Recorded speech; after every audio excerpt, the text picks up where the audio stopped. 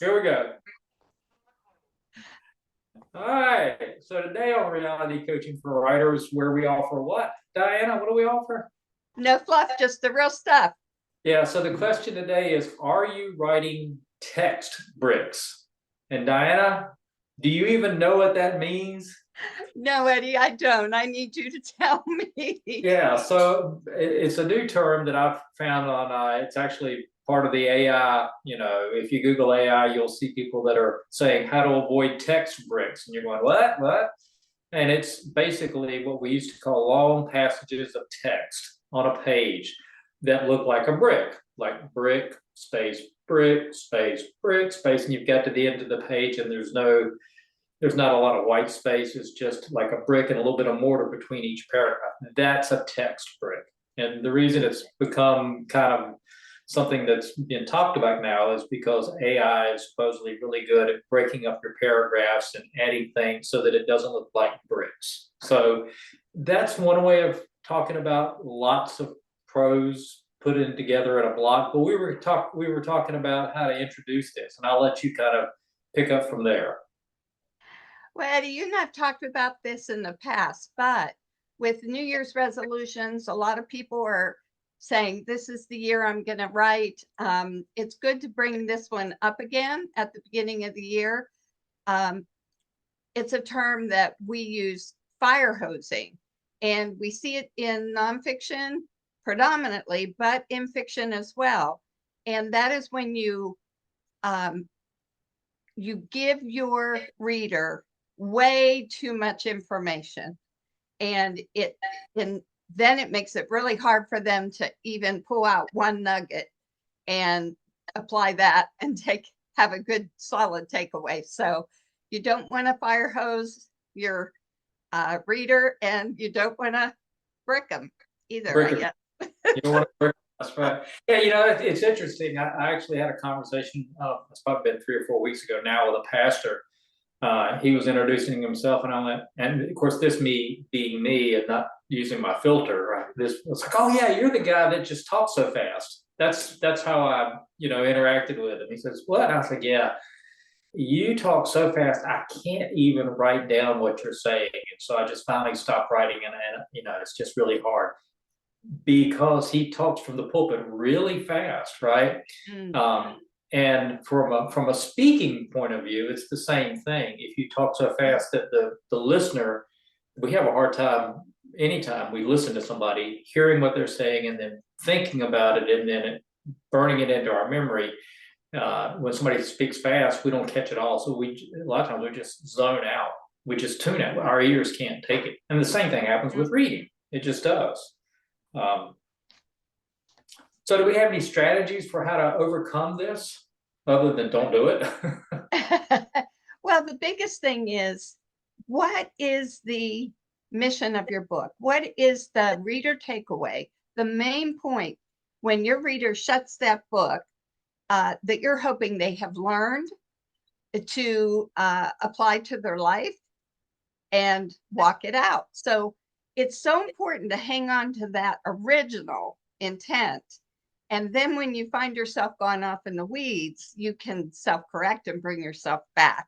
And truthfully, Eddie, that's where an outline is so valuable, to work from.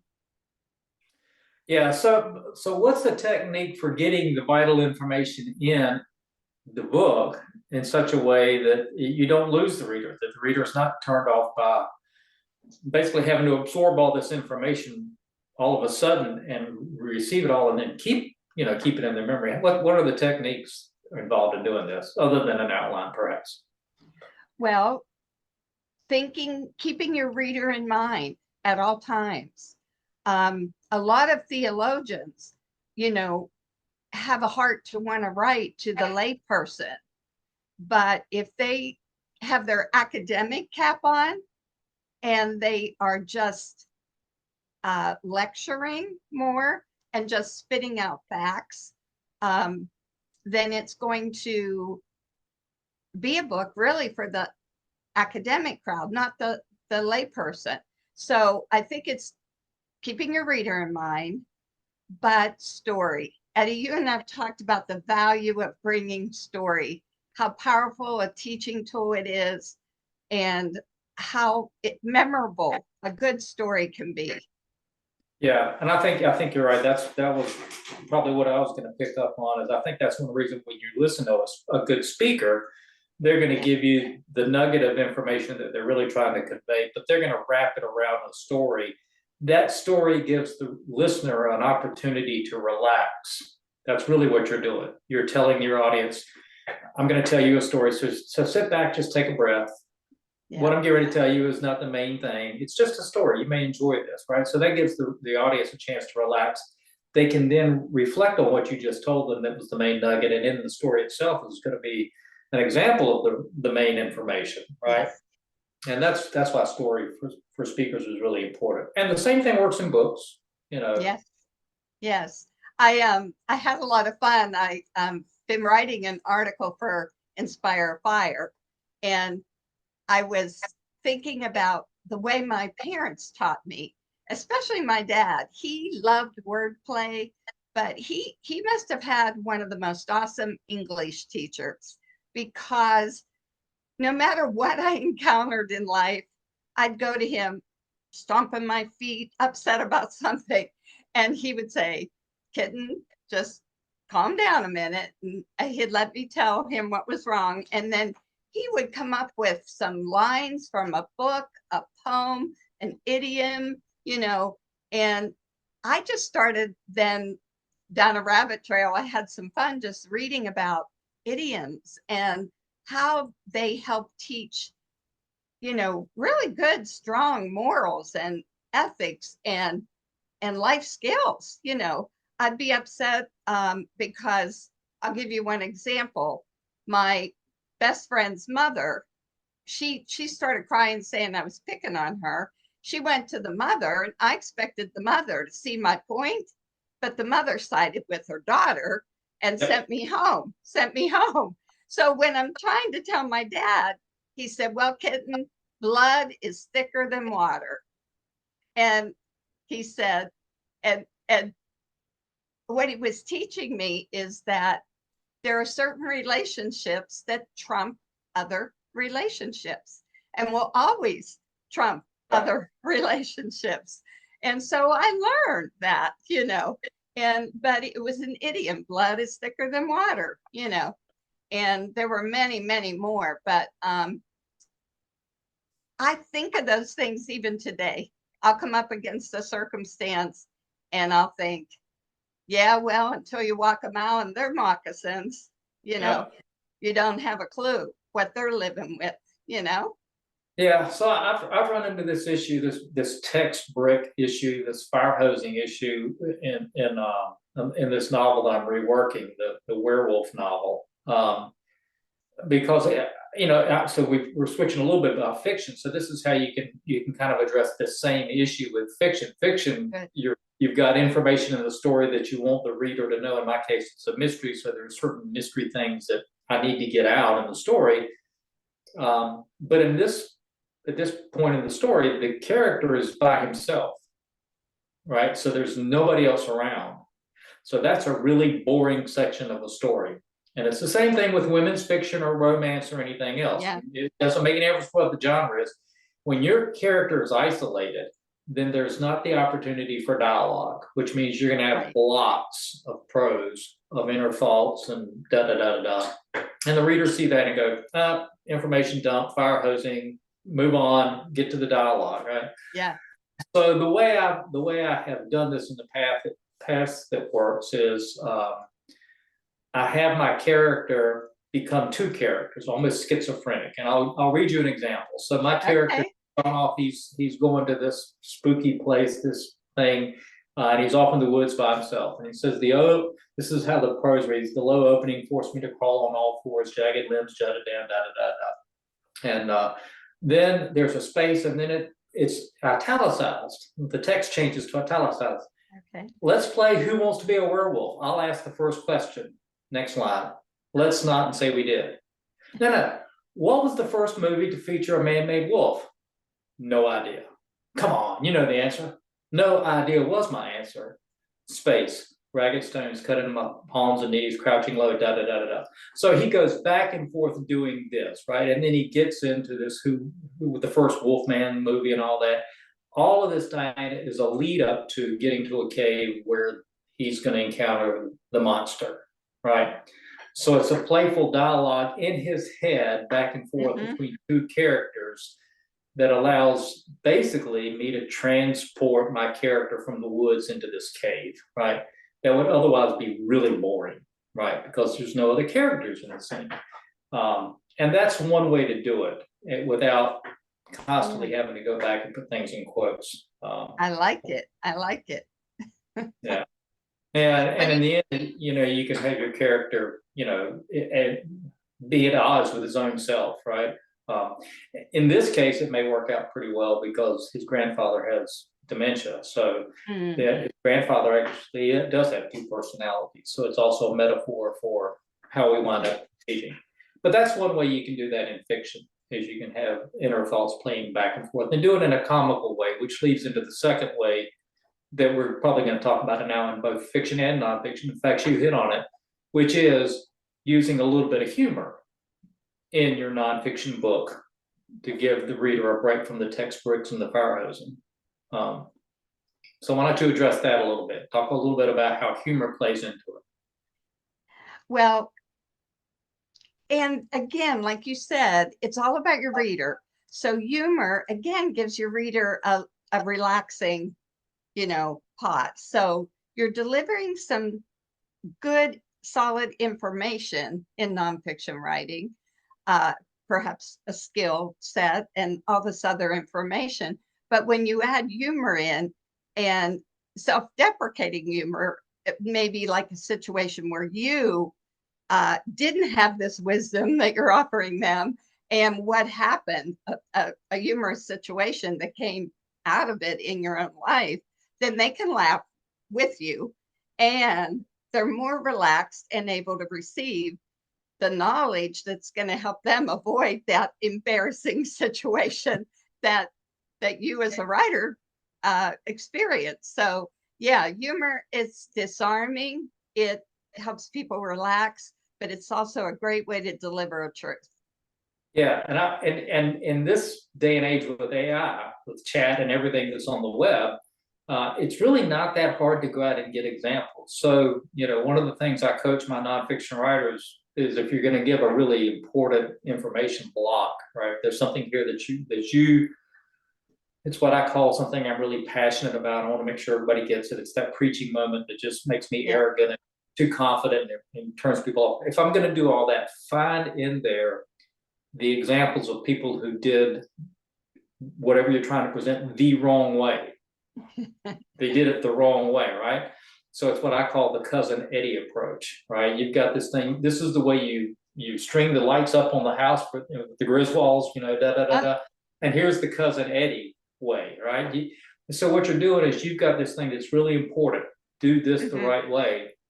Go out and look on the web for the examples of people that really screwed that thing up really well, and bring them into the story as anecdotal examples, right? Because now you're giving your reader a chance to laugh at somebody.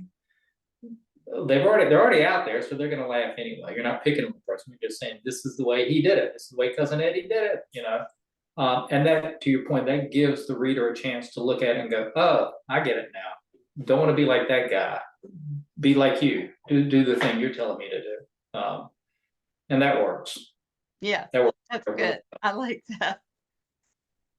Yeah, so look for your cousin Eddie. That's why when I was writing the boating column, I always said I was the poster child for the navigationally challenged boater. Yeah. In other words, don't do as I say and don't do as I write. Throw me a line when you see me, when you come by me, and try to pull me off. That was kind of the way I introduced it, and that was me setting the bar really low.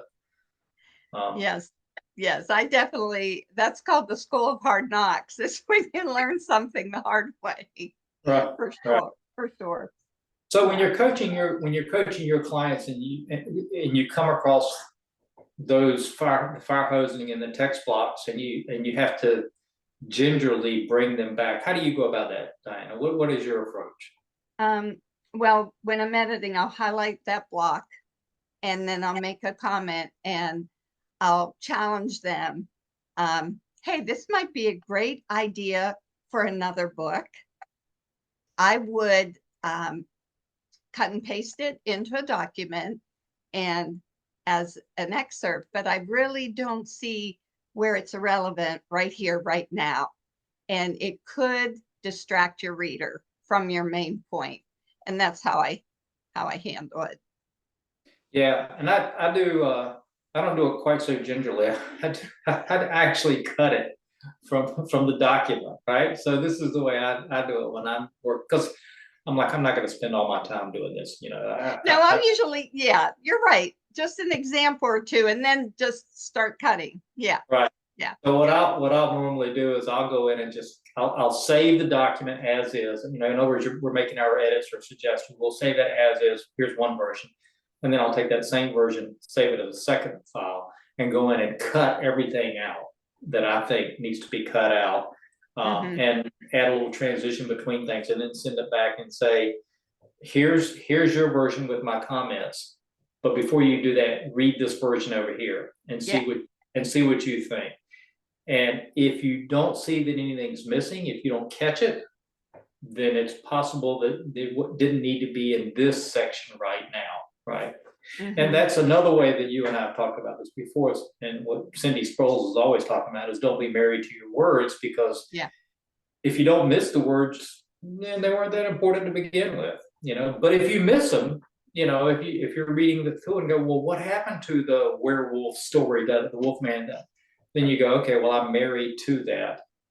Do I really need it? Do I really need it? You know? And in defense of the information dump, the fire hosing, the text bricks, in defense of that, that can be important to the writer, because that is our voice. That's who we are, right? So me and you, and we've talked about going down rabbit trails a little bit. That's just who we are, right? That's the nature. And if we don't go down rabbit trails in our writing, then the readers are going to go, it seemed pretty sterile. It didn't seem like Eddie, you know? So you have to keep a balance to it. Right. Yes. And that's always good. And I do the same. I send them 2 documents back when I edit. Is one with all the things accepted. And I found it's easier for them, like you said, Eddie, read that. And if anything's missing, then make a note, but go back to your original. But otherwise, you know, it often's easier to review it with all the edits accepted. But I'd like to give them an example. Otherwise, they won't really understand all that. But I read an article recently, Eddie. Psychologists have said that we are only able to accept or take in, well, it used to be 6 nuggets of information. So look at a sermon, look at a lecture, look at a chapter in a book. 6 things, 6 real points in that chapter, but now they're saying 4. So I've been advising nonfiction writers to look at their chapter and offer the reader 4 solid points in that chapter. And so if they're saying 4, then really the answer is 3. That's well, I know, Eddie, when I started agenting, they used to say nonfiction should be written at the level of a 8th grader. Then it went 6th, and now it's 5th grader. Yeah. I would go with 3. So I'm sitting there looking at this document, and I was trying to remember, well, why did I have that whole Wolfman thing in there? Because the whole back and forth in the mind was, you know, what was the first movie that used a werewolf or a Wolfman concept? And there was originally some reason I had put that in the story, and I couldn't remember why I put it in there. I mean, it's you know, it's a nice trivial fact, but unless it moves the story forward, what's the point of being in the story, right? And that's back to the 3 points. You know, if you're going to put 3 points in nonfiction, kind of the same thing in fiction. In a scene, maybe three points is the only reason you have to have that scene. If you can't come up with 3, maybe the scene doesn't need to be there, right? Otherwise, it's just, if I'm just transporting my character to a cave, I could say, well, they got to the cave, right? there has to be a reason that the transportation scene is there. But here's why. So I went back and I was looking at, cool. So why is that in there? And then so in his thought, he's going, like in the Werewolf of London movie. Remember how the townspeople would chant, "Even a man who is pure in heart and says his prayers by night may become a wolf when the wolf moon blooms and the autumn moon is bright." I remember hearing that when I was young. Yeah. So that was from the Werewolf of London movie, right? And the reason, and now I remember, the reason I put that in the story is because that's key to this story. Because while there may or may not be a werewolf, we all have dark thoughts in our head that in the right circumstances, we can become monsters. And that's what I want one of the readers to understand, is that there may or may not be a werewolf or a wolf man, but we are all 1 degree away from being a monster and doing something very horrific. So I mentioned that because from an editor standpoint, if an editor could push back and said, maybe we take this out, I would have to go and go, no, for me, this is key to the story. This needs to be in the story. And if it's too long, we'll trim it down. But I need to have that one paragraph in there for this reason, that kind of thing. Yeah. So that's what I was saying. Good. That's what I was saying earlier, as a writer, you have to be able to kind of defend why you keep these text bricks in there. And if they are a brick, maybe do such a thing that they don't look like bricks, paint them white or something, add space. It's all about your reader. So help your reader out.